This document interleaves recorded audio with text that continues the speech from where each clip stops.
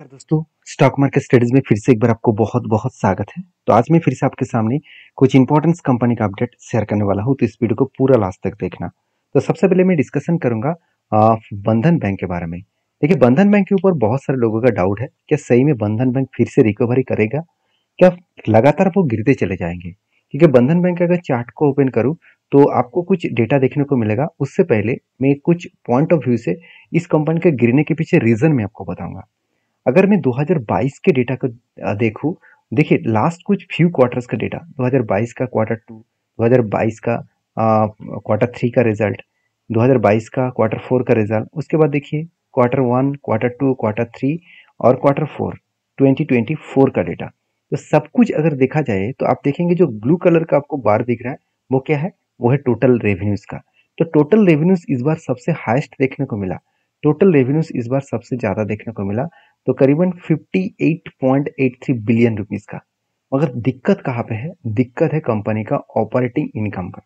तो operating income एकदम बेकार हो चुके हैं, जो पहले 2023 के लास्ट क्वार्टर में अच्छा खासा था।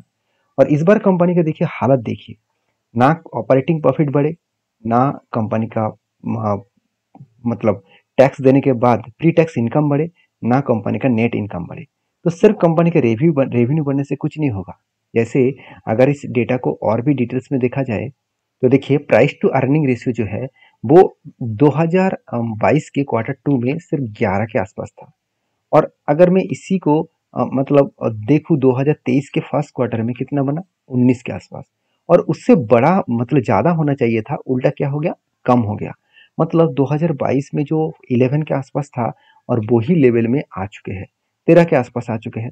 अगर एनुअली डेटा दिखा दूं तो देखिए 2021 में अर्निंग पर सबसे ज्यादा था, और आज कितना है, आज अर्निंग पर सिर्फ एकदम ना के बराबर है, तो 13 के आसपास। और 2011 में कितना था, 393 के आसपास था। मतलब प्राइस टू अर्निंग बहुत हाई लेवल में था, और वो आज एकदम ना के बराबर आ चुके हैं। मतलब बहुत कम हो चुके हैं, और यही कारण की वजह से शेयर में एक बिग प्रेशराइज बनता हो देखने को मिले।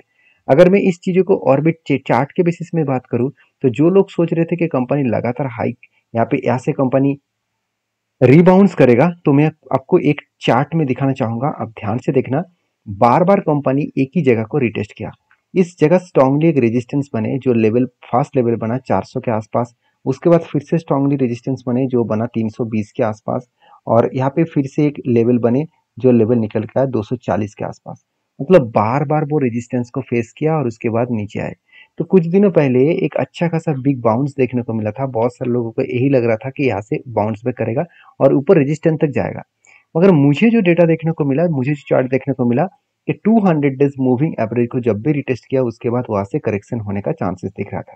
तो फाइनली देखिए नीचे आ रहा है, और मुझे लगता है जिस तरीके से यहाँ पे रिटेस्ट किया वो नीचे आएगा और 180 रुपीज तक फिर से आएगा। तो बंधन बैंक के ऊपर एक बहुत मतलब प्रेशराइज अभी भी है, क्योंकि बंधन बैंक के ऊपर अगर मैं क्वार्टर रिजल्ट भी आपको साथ शेयर करूं तो चीजों को आप नोटिस करना। जो एनपी है, पहले जिस तरीके से एनपी बहुत ज्यादा हुआ करता था, आज वो एनपी कम हुआ। मान लेता हूँ लोएस्ट एनपी है, मगर कंपनी का प्रॉफिट ग्रोथ भी बहुत खराब हो चुके हैं। जो पिछले लास्ट फोर क्वार्टर्स में बेस्ट था, साल भर में भी बहुत ज्यादा था, उससे कई गुना ज्यादा कंपनी का प्रॉफिट डाउन हो चुके हैं। ओवरऑल आप खुद ही यहाँ पे देख सकते हैं, जो कंपनी का सेल्स का ग्रोथ 23% के आसपास था वो घट के 19% हो चुके हैं। और प्रॉफिट ग्रोथ पहले 3% के आसपास था, वो घट के 2% हो चुके हैं। मतलब प्रॉफिट ग्रोथ एकदम ना के बराबर है।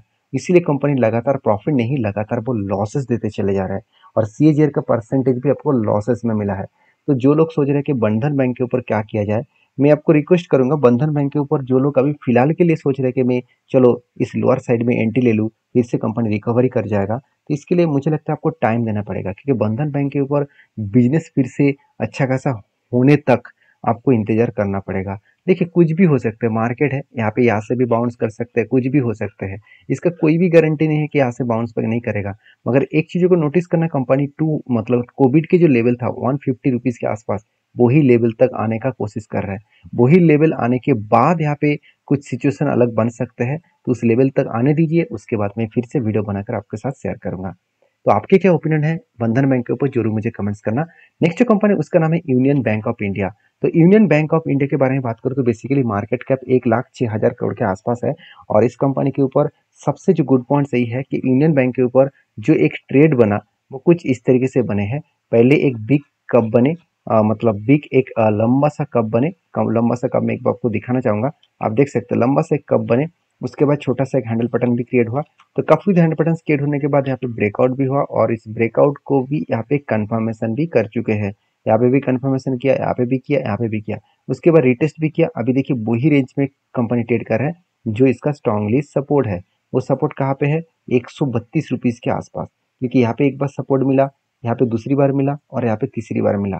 तो कंपनी सपोर्ट को बार बार रिटेस्ट कर रहा है। अगर सपोर्ट रिटेस्ट करके बाउंस बैक करे तो एक बड़ा धमाका हो सकता है। और जो मैं टारगेट लेकर चल रहा हूँ, इस कंपनी का लाइफ टाइम हाई जो है 286 का जो लेवल है उसी लेवल तक टारगेट मिलने का चांसेस है। उसी लेवल तक में इसको टारगेट पाने के लिए मैं जरूर वेट करूंगा। क्योंकि देखिए पीएसयू जितने सारे कंपनीज है उसके ऊपर एक डाउट्स आ रहा है कि पीएसयू बैंक एक आईटी बबल जैसे 2008 में देखने को मिला था, बिग क्रैश देखने को मिला था, उसी तरीके से पीएसयू कंपनी भी बिग क्रैश होने वाला है। क्या सही में यूनियन बैंक के भी उसी तरीके से हालत है? बिल्कुल नहीं। वैल्यूएशन एकदम सस्ता है। दूसरी बात, कंपनी का आरओई अच्छा खासा है, इनकम जबरदस्त है और कंपनी के ऊपर क्वार्टर रिजल्ट जो है वो भी शानदार तरीके से प्रॉफिट को मेंटेन कर रहा है। चौथी बात, कंपनी के ऊपर जो सेल्स एंड प्रॉफिट का ग्रोथ है वो भी लगातार बढ़ते चले जा रहे हैं। जो सारे पॉइंट्स पॉजिटिव है उस कंपनी के गिरने का चांसेस बहुत कम आ जाता है।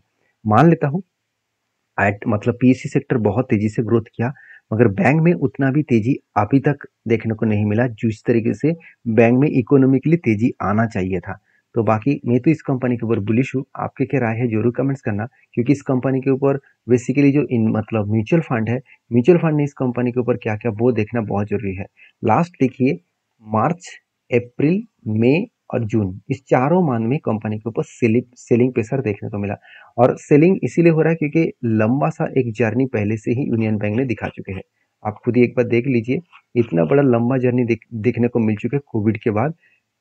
कोविड के बाद जो लोअर साइड था कोविड के टाइम में, उससे कंपनी टॉप लेवल तक मतलब 600% का रिटर्न दे चुके हैं। तो सोचिए म्यूचुअल फंड 600% तक रिटर्न उसको मिला है, क्या वो अभी होल्ड करेंगे?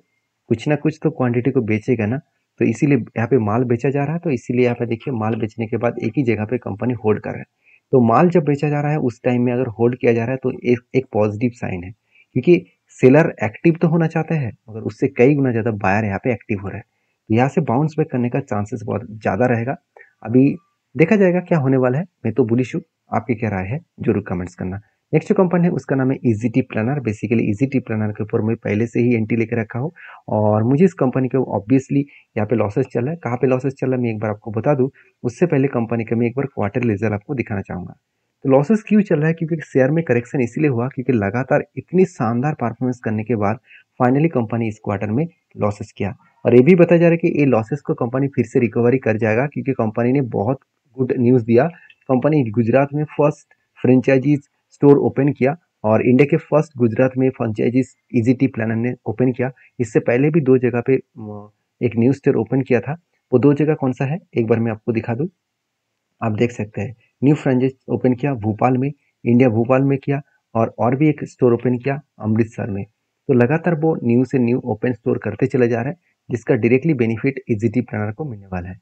और मैं इस कंपनी को जब ट्रेड लिया था वो कुछ प्राइस 47 रुपीज़ के आसपास था। तो 47 रुपीज़ से करेक्शन होकर आज जो सिचुएशन बना है उस बेसिस तक देखो तो ऑलमोस्ट मुझे 14 से 15% का लॉसेस चला। देखिए स्मॉल कैप टाइप कंपनी के ऊपर आपको 14-15% का लॉसेस इजीली मिलेगा, इसमें चिंता करने का जरूरत मुझे नहीं है, क्योंकि मैं इस कंपनी के ऊपर बुलिश हूँ। क्योंकि कंपनी के ऊपर एक क्वार्टर में रिजल्ट खराब आया तो कंपनी को बेकार कह दूंगा, ये बहुत गलत डिसीजन है। क्योंकि इतने टाइम से जो कंपनी कंटिन्यूसली प्रॉफिट को मेंटेन कर रहा है, एक बार वो खराब परफॉर्मेंस किया, क्या वो बेकार हो गया? आप एक चीज को सोचिए, मतलब सचिन तेंदुलकर ने बहुत सारे शतक लगाया, तो क्या एक मतलब टीम मतलब एक मैच में वो जीरो किया, क्या वो बेकार बेकार खिलवाड़ है? बिल्कुल नहीं ना। तो उसी तरीके से आपको कंपनीज को जांच करना है, क्या सही में उसका दम है कि नहीं। तो सही में मैंने जब रिसर्च किया इस कंपनी के ऊपर तो मुझे तो पॉजिटिव लगा, शायद इसीलिए इंस्टीट्यूशन भी इस कंपनी के ऊपर माल बेचने के लिए तैयार नहीं है। आप खुद ही देख लीजिए, उल्टा इंस्टीट्यूशन माल को ऐड किया। डीएस ने 1% होल्डिंग को 2-2.5% कर दिया। क्यों किया? उसको तो माल बेच देना चाहिए था, मगर उन्होंने माल नहीं बेचा। हाँ, ये भी आप बोल सकते हैं कि सर 2% ही तो इन्वेस्टमेंट किया, ऐसा क्या तीर मार दिया? ऐसे बिल्कुल नहीं। हाँ, ये बात भी सही है क्योंकि कंपनी का मार्केट कैप कितना है? सिर्फ 7,000 करोड़। छोटे कंपनी के ऊपर इंस्टीट्यूशन ज़्यादा निवेश नहीं करता है। तो 2% का इन्वेस्टमेंट भी किया और उसको कंटिन्यू कर रहा है, ये एक गुड साइन है। तो बाकी मैं इस कंपनी के ऊपर बुलिश हूँ। आपकी क्या राय है जरूर कमेंट करना।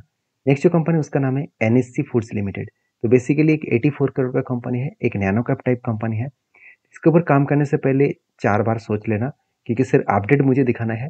22 तारीख को कंपनी 1 के बदले 10 सर देगा, तो इस 10 सर पाने के लिए कंपनी के ऊपर डीपली रिसर्च करना होगा, उसके बाद काम करना चाहिए आपको। तो मिलते हैं नेक्स्ट वीडियो में। उससे जाने से पहले रिक्वेस्ट करूंगा, ये सारे वीडियो एजुकेशन पर्पस में था। मेरे तरफ से कोई भी बाय एंड सेल का रिकमेंडेशन नहीं है। अगर मेरे चार्ट पैटर्न्स को देखकर आप काम करना चाहते हैं तो वहाँ पे आपको लॉसेस होने का भी चांसेस रहेगा। तो प्लीज़ एक बार खुद के रिसर्च करने के बाद ही काम करना। मिलते हैं नेक्स्ट वीडियो में, तब तक के लिए धन्यवाद।